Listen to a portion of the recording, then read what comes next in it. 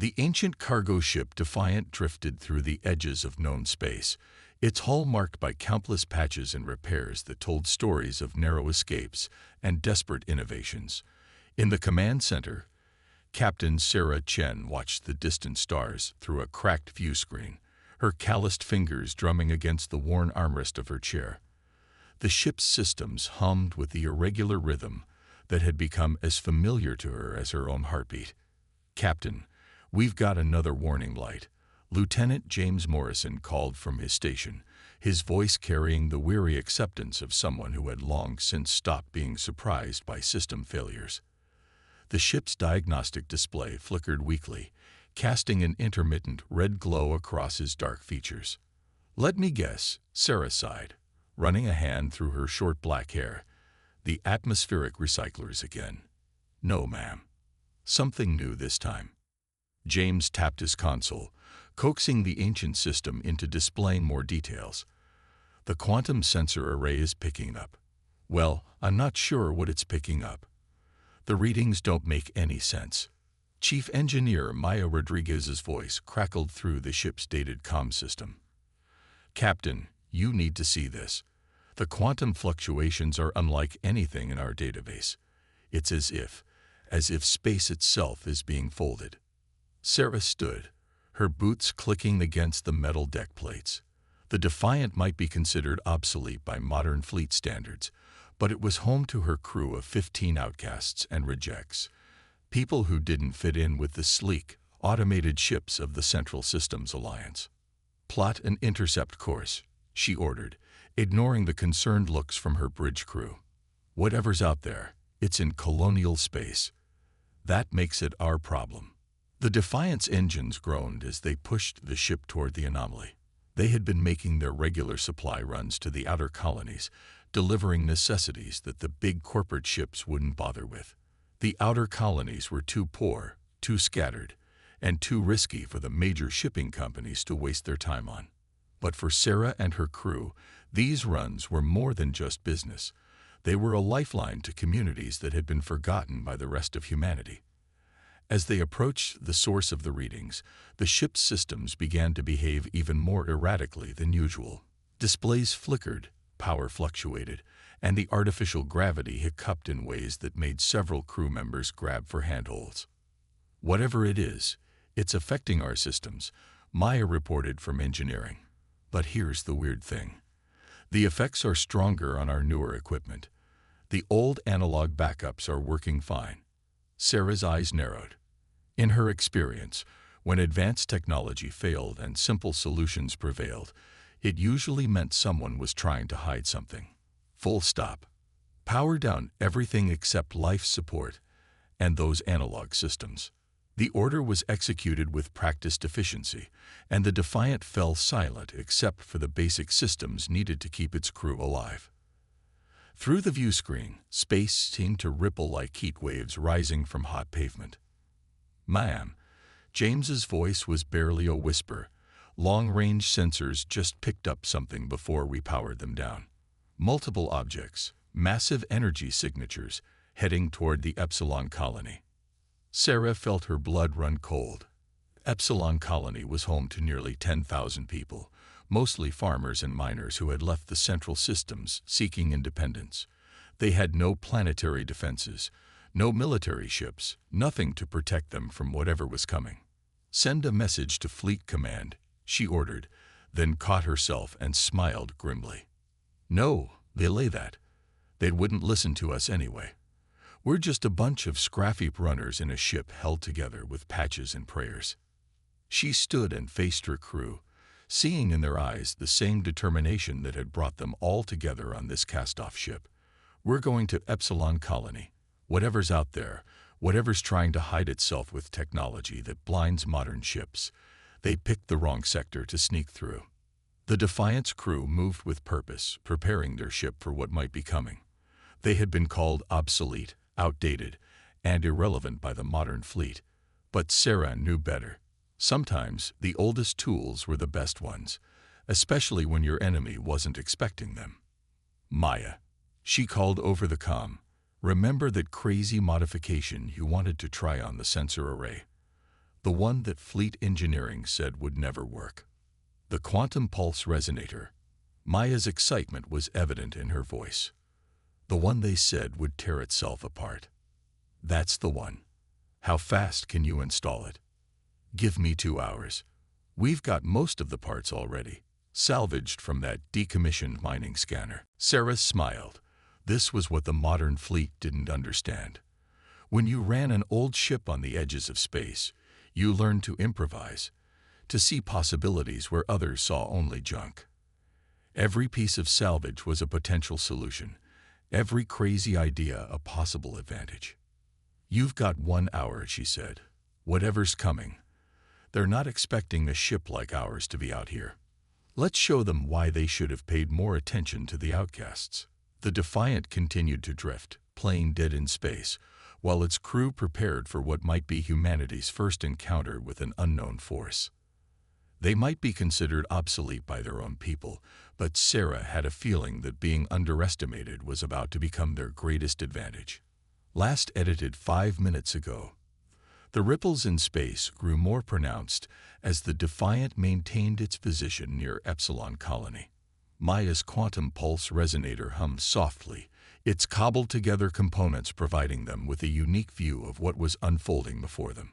Through the modified sensors, they could see what the advanced ships of the fleet would have missed: shadows moving against the stars, distortions that shouldn't exist. "Captain," Maya's voice came through the old intercom, excitement barely contained. "The resonator is showing something incredible. Those distortions, they're ships, but they're using some kind of technology that bends space around them. That's why modern sensors can't detect them. They're looking for all the wrong things." Sarah leaned forward in her chair, studying the grainy images on their jury-rigged display. "How many?" "At least 15 vessels, all larger than anything in the human fleet. They're arranged in an attack formation, heading straight for the colony." The bridge fell silent as the implications sank in. 15 unknown ships, carrying unknown weapons, with technology far beyond humanity's current capabilities. And the only thing standing between them and 10,000 colonists was an outdated cargo hauler that most people considered space junk. "They haven't reacted to our presence," James observed from his station. "Either they don't consider us a threat, or they can't see us." Sarah finished, a plan forming in her mind. "Maya, could that be possible? Could our old systems be invisible to their scanning technology?" "Actually, yes." Maya's voice grew excited. "Their tech seems optimized for detecting and analyzing advanced energy signatures. Our ship's old fusion core, the analog systems, even our patched hull, we're practically ghosts to them. We're too primitive to register on their sensors." Sarah allowed herself a small smile. Sometimes being underestimated is the greatest advantage of all. "James, start compiling everything we're learning about their ships. Maya, I want to know everything about how they're hiding themselves. And get me a secure channel to Admiral Wallace." "The Admiral?" James looked surprised. "Ma'am, Fleet Command hasn't listened to us in years. They still think we're just salvage runners. They're about to start listening." Sarah's voice carried the weight of certainty, "because we're the only ones who can see what's coming." The next few hours were a blur of activity. Maya and her engineering team worked to refine their makeshift sensors, while James compiled data on the alien vessels. Sarah spent the time recording detailed messages to Fleet Command, knowing that their reputation meant the evidence would have to be irrefutable. The alien ships maintained their course toward Epsilon Colony, seemingly unaware of the ancient cargo ship watching their every move. The Defiant's crew documented their formation patterns, their propulsion signatures, and most importantly, the way their space-bending technology functioned. "Captain," Maya called up from engineering, "I think I've figured out something important. Their cloaking technology. It's not just bending space. It's creating a kind of bubble of advanced physics around their ships. That's why they can't see us. We're too far outside their technological framework.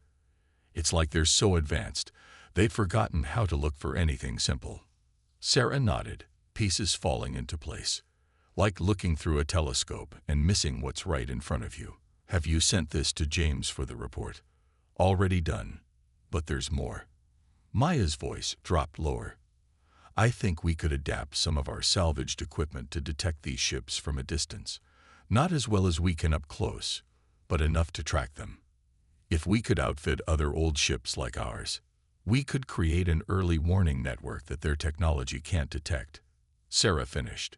Get me those specifications, and find out if we have enough spare parts to build a prototype. The Defiant continued its silent observation, gathering intelligence that would prove crucial in the coming conflict. Sarah knew that somewhere out there, more alien ships were probably moving into position around other human colonies. The modern fleet, with all its advanced technology, would be blind to the threat until it was too late. But here, on the edges of space, a crew of outcasts on an obsolete ship had discovered something vital. Sometimes the oldest tools were the best ones, and sometimes being seen as primitive was the perfect cover for something much more dangerous. Message from Admiral Wallace, James announced, surprise evident in his voice. They've received our data. Emergency fleet protocols are being activated. They're asking for our recommendations. Sarah stood, looking at her crew, the people that the modern fleet had written off as irrelevant. Tell them we're going to need every outdated ship they were planning to scrap, and every misfit crew they thought wasn't good enough for their shiny new fleet. Because we're about to teach these aliens that humanity's greatest strength isn't our advanced technology. It's our ability to use everything at our disposal, especially the things our enemies think don't matter. The Defiant's engines hummed to life, barely a whisper against the backdrop of space. They had a colony to protect and a fleet to prepare. The aliens thought they were dealing with a simple, primitive species. They were about to learn just how wrong they were. The emergency fleet mobilization had begun. Across human space, mothballed ships were being pulled from scrap yards, and retired crews were answering the call to service. But for the crew of the Defiant, there was no time to wait for reinforcements. The alien fleet had begun its final approach to Epsilon Colony. They're launching something, James reported, his eyes fixed on the quantum resonator display. Small objects, hundreds of them. They're spreading out in a pattern around the colony. Sarah studied the tactical display, watching as the alien devices formed a complex web around the unsuspecting settlement. Maya, analysis. They appear to be some kind of field generators. Maya's voice crackled through the comm. The energy signatures suggest they're building something big. A containment field, maybe. The implications were clear. The aliens weren't planning a simple attack. They were preparing to capture the entire colony, perhaps to harvest technology, or take prisoners for study. Standard human military doctrine would call for a direct assault to disrupt their formation. But the Defiant wasn't a military vessel, and its crew had learned long ago that direct confrontation wasn't always the best solution. Captain, Maya's voice carried an odd note of excitement. Remember that salvage we picked up from the abandoned research station in the Ta sector? The experimental phase shifter that everyone said was too unstable to use. Sarah smiled. Maya's unstable solutions had saved them more times than she could count. What are you thinking? These alien field generators, they're creating overlapping energy patterns, incredibly complex, but they're all operating on the same advanced theoretical principles. If we could introduce something completely different, something unpredictable, it would be like throwing a wrench into perfectly synchronized gears. Sarah finished. Do it. But Maya, keep it contained. We don't need to blow ourselves up to save the colony. The next hour was tense as Maya and her engineering team worked to integrate the experimental human technology into the Defiance systems. The ship's old hull groaned as new energy patterns coursed through it, the salvaged phase shifter interacting with their existing systems in ways that defied conventional physics. Ready for phase shift, Maya announced. But Captain, there's something else. The ship, it's responding in ways I didn't expect. The old systems are somehow adapting to the new technology, creating hybrid functions I've never seen before. Sarah felt the subtle change through the deck plates beneath her feet. The Defiant had always had personality, but now it felt different. More alive, more aware. What kind of hybrid functions? It's like the ship is learning, Maya explained, wonder in her voice. The phase shifter is integrating with our jury-rigged repairs, our salvaged components. Every modification we've ever made is becoming part of something new, something that shouldn't be possible. Before Sarah could respond, James called out from his station. Captain, the alien field is activating. Energy levels are spiking across their entire network. Maya, whatever you're going to do it now. The Defiant shuddered as Maya activated the phase shifter. The view through their screen shifted, reality seeming to flex around them. The alien field generators, once invisible to normal sensors, now blazed like beacons through their modified detection systems. But something unexpected was happening. The Defiant's patchwork of repairs and modifications, combined with the phase shifter, wasn't just disrupting the alien technology, it was adapting to it, learning from it. Each interaction between their systems created new possibilities, new configurations that neither human nor alien engineers had ever envisioned. This is incredible, Maya breathed. The ship is incorporating elements of their field technology into our systems. It's like we've created some kind of technological hybrid. Our old systems are providing the framework, while their advanced tech fills in the gaps in ways they never intended. Sarah watched as the alien field generators began to malfunction, their perfectly synchronized network thrown into chaos by the Defiant's impossible interference. The alien ships reacted, finally seeming to notice the primitive vessel that had disrupted their careful plans. They're powering weapons, James reported, multiple targeting systems activating. But Sarah wasn't worried. She could feel it through the ship, the way it moved, the way it responded. The Defiant wasn't just a collection of outdated parts anymore. It had become something new, something that combined the best of human ingenuity with accidentally acquired alien advancement. Let them try, she said, her hand steady on the controls. They're still looking for targets that make sense to their advanced systems. We're not playing by their rules anymore. The first alien shots passed harmlessly through the space where the Defiant had been, their targeting systems unable to properly track a ship that existed in a state their computers couldn't categorize. The Defiant's returned fire, launched from weapons that combined salvaged human technology with elements of alien field generation, struck with unerring accuracy. Signal the colony, Sarah ordered. Tell them to prepare for evacuation, and get me Admiral Wallace. He needs to know what we've discovered. Every outdated ship in the fleet can become something new, something the aliens won't be able to predict or counter. The battle for Epsilon Colony was just beginning, but humanity had found its edge. In trying to capture a human settlement, the aliens had inadvertently provided the key to their own defeat. The Defiant, once considered obsolete, had evolved into something unprecedented, a bridge between human determination and alien advancement. Proof that sometimes the best innovations came from embracing imperfection. Admiral Wallace stood in the Defiant's cargo bay, his pristine uniform a stark contrast to the ship's weathered interior. His eyes tracked the strange patterns that now rippled across the hull plating, hybrid technologies that defied conventional understanding. Around him, crews from other salvaged ships worked to integrate similar systems into their vessels, guided by Maya's engineering teams.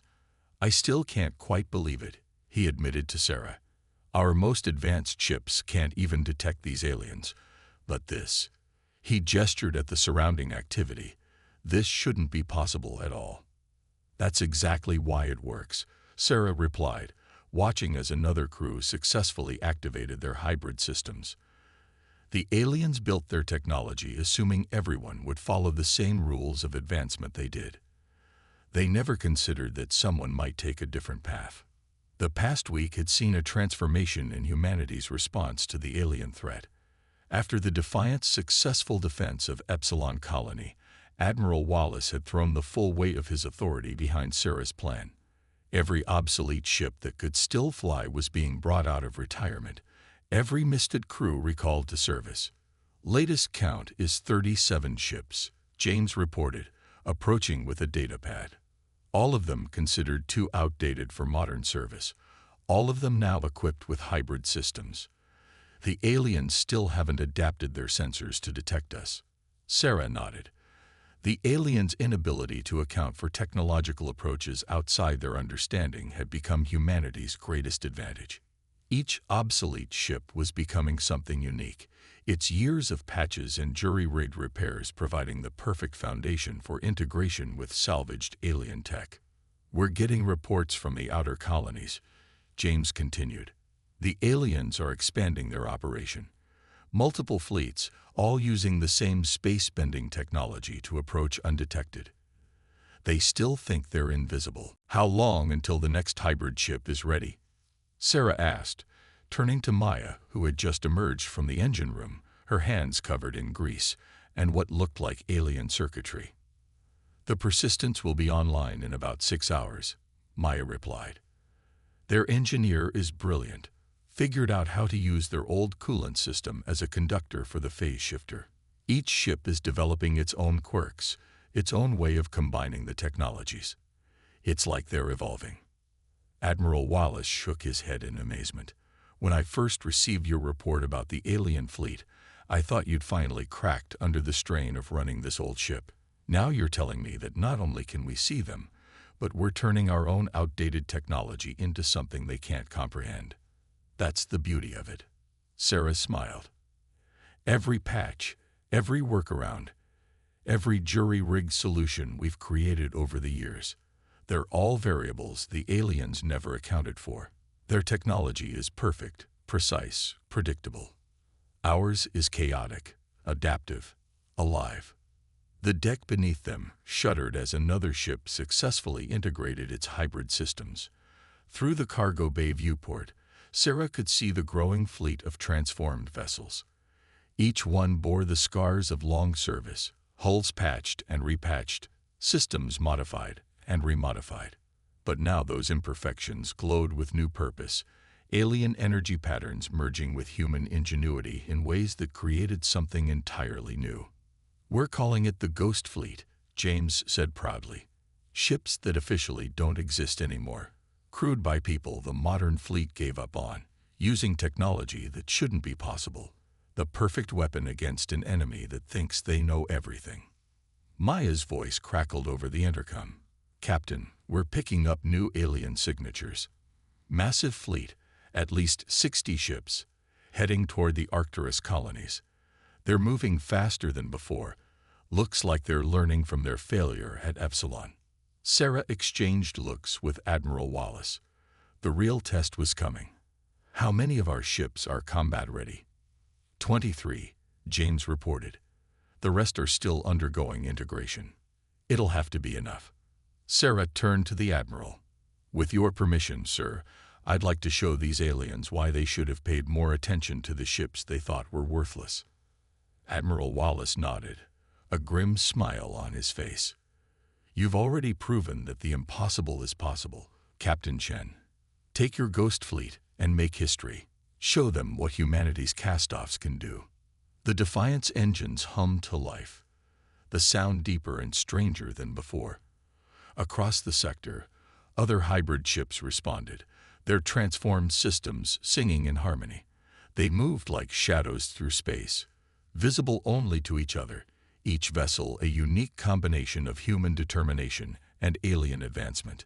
The aliens were about to learn a harsh lesson about the danger of underestimating their opponents. They had dismissed humanity's older technology as primitive and irrelevant. Now that same technology, evolved into something they couldn't predict or control, was coming for them.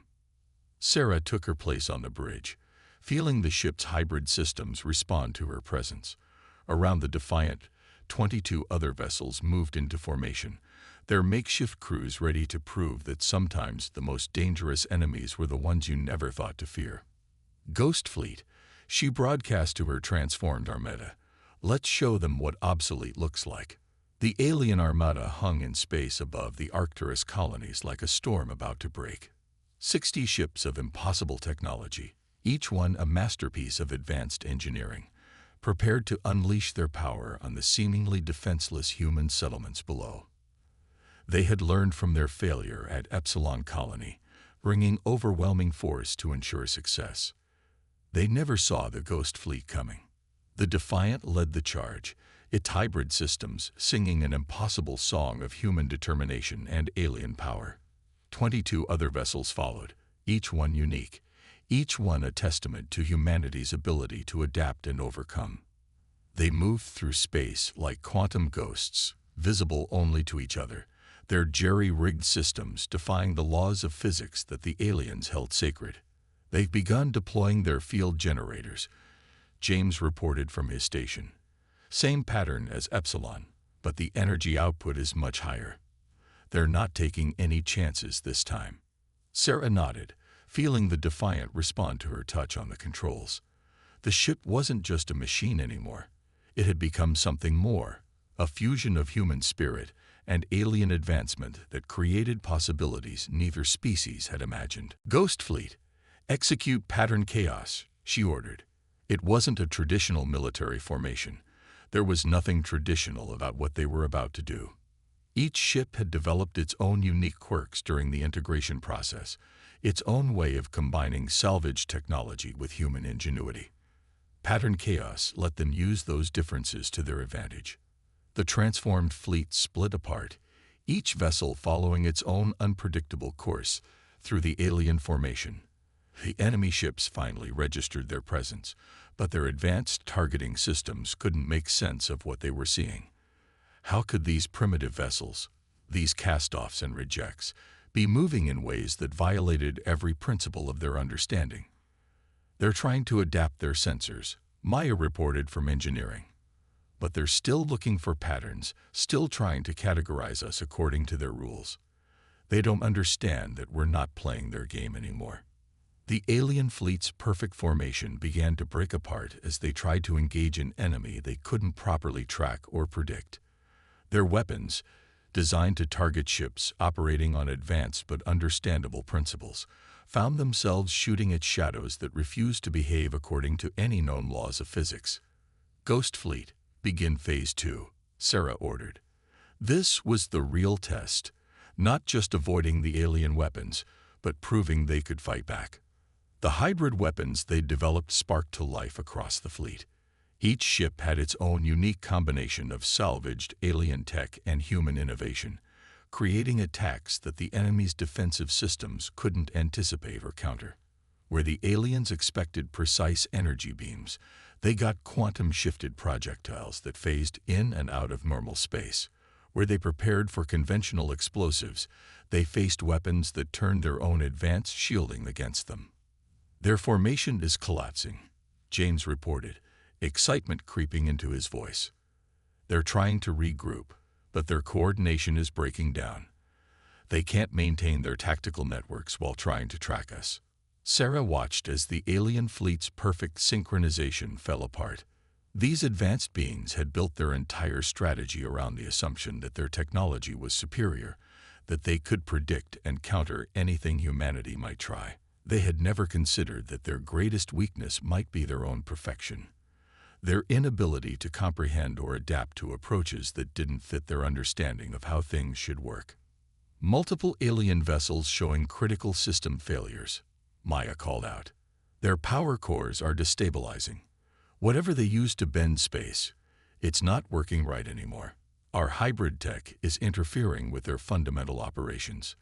The alien fleet began to retreat, their perfect formation completely shattered. Ships that had never known defeat found themselves unable to cope with an enemy that refused to follow the rules of engagement they understood. One by one, they fled, their space-bending technology struggling to function in the chaos created by the Ghost Fleet's hybrid systems. Should we pursue? James asked, but Sarah shook her head. Let them go. Let them take word back to their leaders.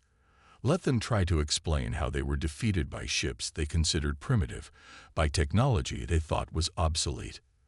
The Ghost Fleet regrouped above the Arcturus colonies, 23 ships that had proven that humanity's greatest strength wasn't in achieving perfection, but in finding ways to turn their very imperfections into advantages. Each vessel bore the scars of its long service proudly now, every patch and jury-rigged repair a testament to human ingenuity and determination. Admiral Wallace's voice came through the comm, thick with emotion. "Captain Chen, the alien fleet is in full retreat across all sectors. They're abandoning their attack plans, pulling back to their own space. Whatever they expected to find here, it wasn't this." Sarah looked around her bridge, at the crew that had never given up, never accepted that their old ship and outdated methods made them irrelevant.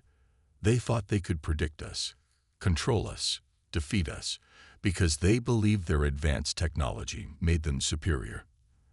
They never understood that humanity's greatest weapon isn't our technology. It's our ability to adapt, to find strength in our weaknesses, to turn our limitations into advantages. The Defiant's hybrid systems hummed contentedly, a sound that was neither purely human nor alien, but something new and wonderful. They had created something unprecedented, a fleet that turned conventional wisdom on its head, that proved sometimes the most powerful forces were the ones that couldn't be predicted or controlled. "Ghost Fleet, return to base," Sarah ordered, knowing this was just the beginning. Humanity had found its edge, its way to stand against the advanced species that had thought to conquer them.